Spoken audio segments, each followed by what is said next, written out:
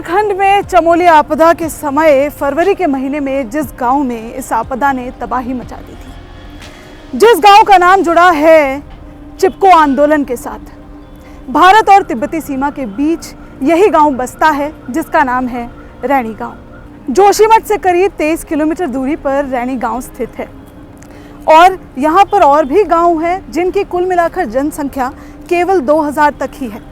अब आप सोच रहे होंगे कि हम रैणी गांव की बात क्यों कर रहे हैं, ज़रूर सवाल आपके मन में भी उठ रहा होगा।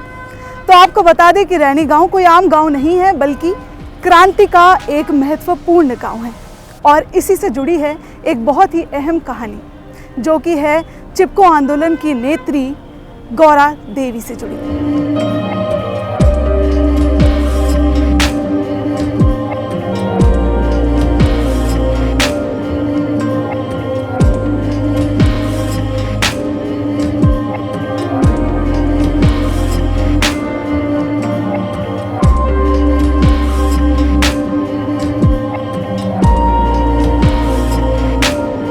नमस्कार, स्वागत है आपका जय भारत टीवी में। मैं हूं आपके साथ आकांक्षा थापा और आज हम बात करेंगे एक पर्यावरणविद, एक समाज सेवी, एक जंगल प्रेमी और एक प्रेरणा स्रोत के बारे में, यानी कि गौरा देवी के बारे में। बचपन में किताबों में आपने भी काफ़ी बार चिपको आंदोलन का नाम सुना होगा, किताबों में कई बार पढ़ा होगा, पर विस्तार से इसकी पीछे की कहानी पर कभी गौर नहीं किया होगा, कभी ध्यान नहीं दिया होगा। तो आज इसीलिए हम यहाँ पर खड़े हैं आपको बताने के लिए कि क्या है गौरा देवी के पीछे की कहानी और क्या है चिपको आंदोलन से जुड़ी इस कहानी के बारे में हम आज आपको बताएंगे। आज हमारे साथ मौजूद है एक पर्यावरणविद और एक वरिष्ठ पत्रकार यानी राजीव बहुगुणा। तो चलिए सुनते हैं इनसे कि क्या है चिपको आंदोलन से जुड़ी कहानी और गौरा देवी के बारे में।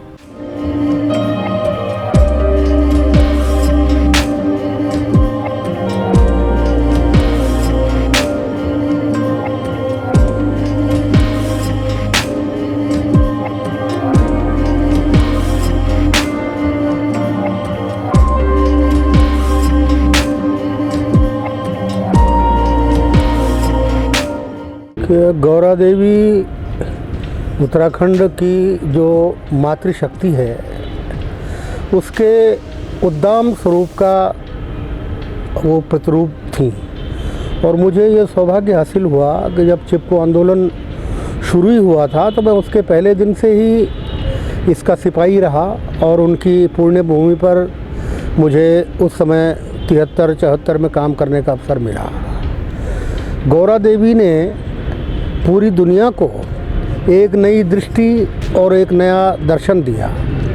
उससे पहले ये माना जाता था कि जो उत्तराखंड के जंगल हैं, इनका अर्थ केवल टिम्बर है, इनका अर्थ केवल व्यापार है। और ये परंपरा यहाँ अंग्रेज़ों ने शुरू की थी। अंग्रेज़ों को ख़ास तौर पे 1857 की गदर के बाद बड़ी तेज़ी से हिंदुस्तान में रेलवे की पटरियां बिछानी थी और उत्तराखंड में एक सुविधा ये थी कि यहाँ से तेज़ बहती हुई नदियों के कारण लकड़ियाँ काट के सीधे पूरे पेड़ों बहा के ले जाते थे। और फिर रायवाला में अभी भी लकड़ी की बड़ी मंडी है, रायवाला में उनको पेड़ों को जमा करके वहाँ से पूरे देश में लकड़ियाँ निस्तारित होती थी। अब गौरा देवी ने जब सबसे पहले ये सूत्र वाक्य दिया कि ये जंगल हमारा मायका है, उसका एक बड़ा रोचक इतिहास है। यहाँ पहाड़ों पर चमोली, उत्तरकाशी, रुद्रप्रयाग ज़िलों में ऊंचाई के इलाकों में एक अंगू का पेड़ होता है। वो बड़ा मजबूत लकड़ी वाला पेड़ है और उसकी लकड़ी क्रिकेट के बल्ले बनाने के काम आती है, बंदूक के बट बनाने के काम आती है। तो यहाँ के वन विभाग ने, उत्तर प्रदेश उस समय था, तो उत्तर प्रदेश के वन विभाग ने एक कंपनी थी, साइमन कंपनी नामक कंपनी थी बरेली की, तो उस कंपनी को सैकड़ों अंगू के पेड़ आवंटित कर दिए। जबकि जो स्थानीय सहकारी समितियाँ थी यहाँ के रचनात्मक कार्यकर्ताओं की, उनको केवल 4 पेड़ दिए। तो इससे असंतोष फैला। तो जब वो वन विभाग ने जिनको ठेका दिया था सैकड़ों पेड़ों का, बाहर की वो कंपनी थी, तो जब वो मजदूर यहाँ पेड़ काटने आए तो गौरा देवी अपने साथ की महिलाओं को लेकर उन्होंने उन मजदूरों को वहाँ से दूर खदेड़ दिया और ये सूत्र वाक्य, जैसे मैंने कहा, ये सूत्र वाक्य दिया कि ये जंगल हमारा मायका है।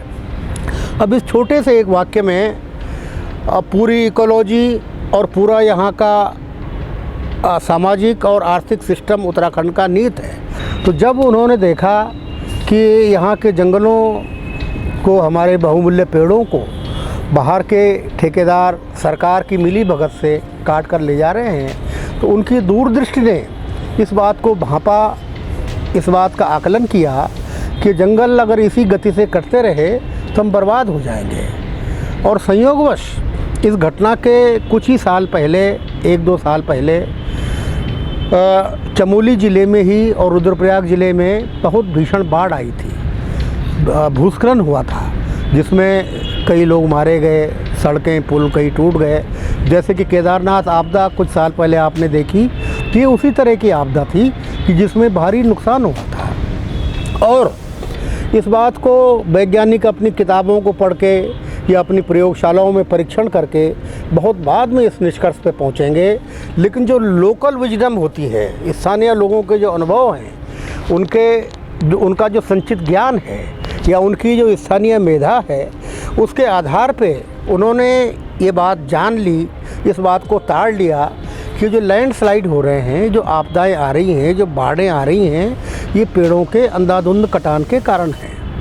अब 1980 से पहले तक यहाँ जंगलों की नीलामी होती थी और बड़े पैमाने पर यहाँ जंगलों को निर्ममता से काटा जाता था।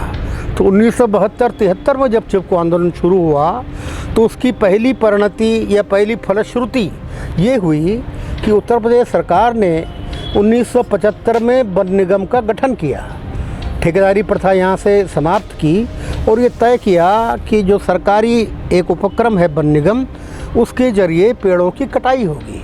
क्योंकि जो ठेकेदार थे वो वन विभाग की मिली भगत से अगर उनको 4 पेड़ अलॉट हुए तो उसकी जगह 16 पेड़ काट देते थे। तो उसका पहला परिणाम ये हुआ कि वन निगम का गठन हुआ। और उसके बाद 1980 में जब इंदिरा गांधी दोबारा सत्ता में आई तो चूँकि वो पर्यावरण के प्रति काफ़ी संवेदनशील थी, तो उसके बाद उन्होंने वन अधिनियम लागू किया, जिसके तहत हिमालय में 1000 मीटर से अधिक ऊंचाई वाले इलाकों में हरे पेड़ों के कटान पे पूरा रोक लगी और पर्यावरण और वन मंत्रालय का गठन किया। आपको जान के आश्चर्य होगा कि 1900 पहले तक देश में कोई पर्यावरण मंत्रालय नहीं था, अलग से कोई इन्वायरमेंट मिनिस्ट्री नहीं थी, बल्कि जो कृषि विभाग होता था केंद्र सरकार का, उसके तहत ही एक छोटा सा ये अनुभाग जिसे कह सकते हैं, ये वन के मामलों को देखा करता था। तो नया पर्यावरण मंत्रालय बना, वन मंत्रालय बना। तो गौरा देवी और उनके साथियों के प्रयासों का ही परिणाम था कि सरकार जागी, सरकार में चेतना आई और हिमालय के वनों के संरक्षण के लिए सरकार ने पहल की, नई नीतियां बनाई, कड़े कानून बनाए। और न केवल उत्तराखंड बल्कि गौरा देवी और उनके जैसे जो और लोग थे, उनके प्रयासों से पूरे विश्व में पर्यावरण के एक नए संदेश का सूत्रपात हुआ। गौरा देवी के प्रयासों के बाद उत्तराखंड में कई जगहों पर आंदोलन चले पेड़ों की कटाई के विरोध में। गढ़वाल में, कुमाऊं में बहुत भारी आंदोलन चला, बल्कि 1977 या 78 में वनों की नीलामी के विरोध में वहाँ जो नैनीताल क्लब था वो भी जल गया, किसने जलाया ये एक रहस्य है। लेकिन कुल मिला के गौरा देवी ने जो एक छोटी सी चिंगारी फूंकी थी, उससे उसकी लपक पूरे उत्तराखंड में फैली और उसी का आज ये परिणाम है कि हम लोग यहाँ पर सुरक्षित बैठे हैं। चलिए गौरा देवी को कुछ और करीब से जानते हैं। गौरा देवी का जन्म उत्तराखंड के एक गांव यानी लाता गांव में 1925 में हुआ था और महज 12 वर्ष की उम्र में ही गौरा देवी की शादी कर दी गई। हालांकि शादी के 10 वर्ष बाद ही उनके पति का देहांत भी हो गया, जिसके बाद गौरा देवी को अपने बच्चों का, अपने परिवार का पालन पोषण करना काफ़ी मुश्किल हो गया और उन्हें काफ़ी दिक्कतों का सामना भी झेलना पड़ा। लेकिन इसके बाद भी गौरा देवी ने हिम्मत नहीं हारी और बहुत मेहनत के साथ अपने बच्चों की अच्छे से देखरेख की और अपने बेटे को स्वावलंबी भी बनाया।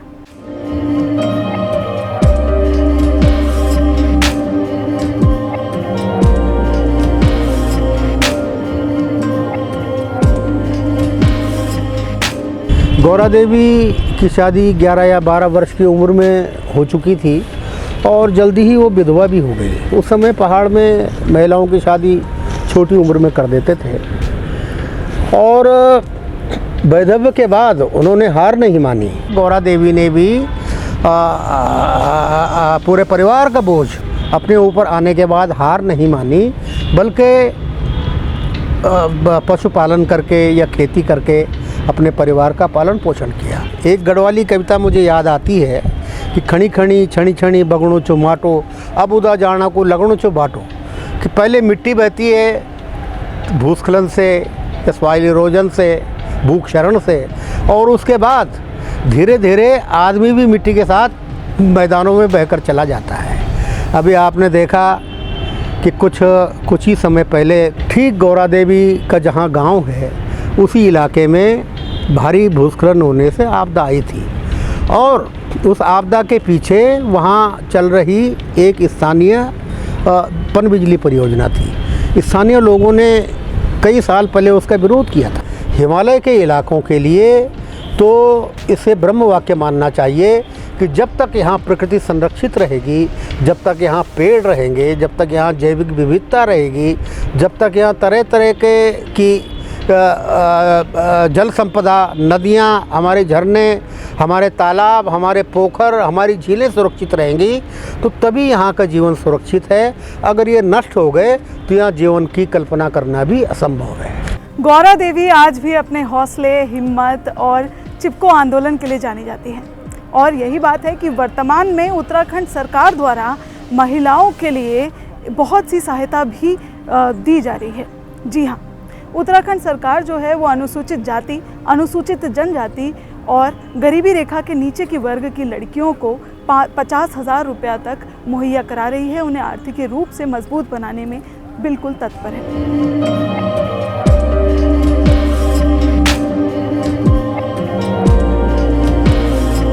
सरकार ने गौरा देवी के नाम पे गौरा देवी कन्याधन योजना ऐसा कुछ चलाया है और मुझे पता नहीं कि सरकार की उस योजना की क्या प्रगति है, क्योंकि सरकार की जो योजनाएं होती हैं वो धरातल की बजाय फाइलों में और कागज़ों में ज़्यादा होती है। सरकार की योजनाओं को इस कमरे से उस कमरे तक 20 मीटर पहुंचने में हफ्तों, महीनों और कई बार कई साल लग जाते हैं और कई बार वो योजनाएं इस कमरे से उस कमरे तक पहुंचने में दम ही तोड़ देती हैं। इसलिए हमें सरकारी योजनाओं पर कोई ज़्यादा भरोसा नहीं करना चाहिए, बल्कि समाज का दायित्व है कि गौरा देवी की मुहिम को, गौरा देवी के मिशन को आगे बढ़ाएं।